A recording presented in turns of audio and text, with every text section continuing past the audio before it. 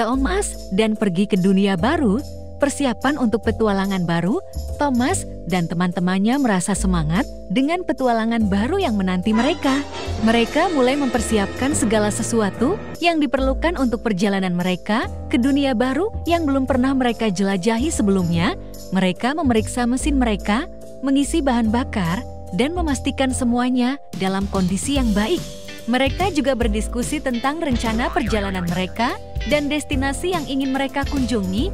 Tiba di negara Pamanju, Thomas dan teman-temannya akhirnya tiba di sebuah negara yang dikenal sebagai negara Pamanju. Negara ini terkenal dengan pemandangan alam yang indah, gunung yang menjulang tinggi, dan kereta api yang megah. Mereka disambut oleh Pamanju, seorang pemandu wisata yang akan membantu mereka menjelajahi negara ini. Pamanju menjelaskan tentang tempat-tempat menarik yang dapat mereka kunjungi, seperti danau bercahaya dan hutan mistis.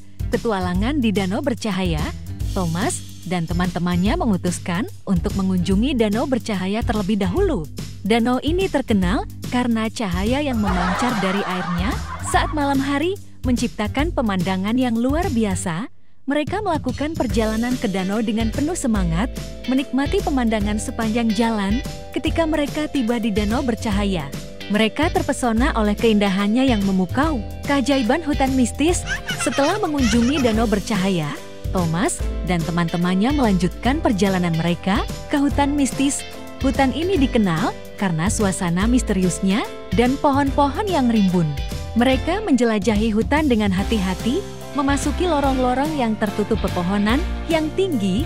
Mereka merasa seperti berada di dunia yang berbeda saat melintasi jembatan gantung yang mengayun di atas jurang yang dalam. Temuan tak terduga. Ketika mereka berjalan-jalan di hutan mistis, Thomas dan teman-temannya menemukan sebuah gua yang tersembunyi di balik semak-semak.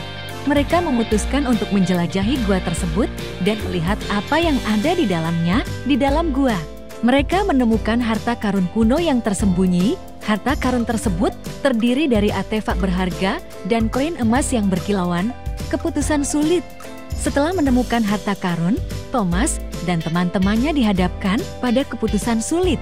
Mereka harus memutuskan apakah akan membawa harta karun tersebut atau meninggalkannya di tempatnya. Setelah berdiskusi dan memikirkan dengan matang, mereka sepakat untuk meninggalkan harta karun itu. Mereka menyadari bahwa keindahan alam dan pengalaman petualangan mereka jauh lebih berharga daripada harta benda. Perpisahan dengan negara Pamanju.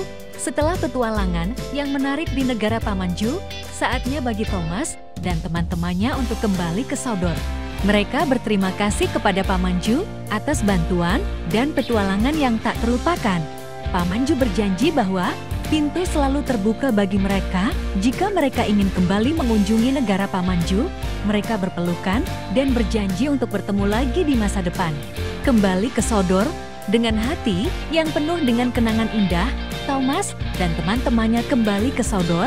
Mereka merasa bahagia dan puas dengan petualangan baru yang mereka alami. Ketika mereka tiba di Sodor, mereka disambut dengan hangat oleh penduduk setempat. Mereka bercerita tentang pengalaman mereka dan menyadari bahwa rumah adalah tempat terbaik di dunia.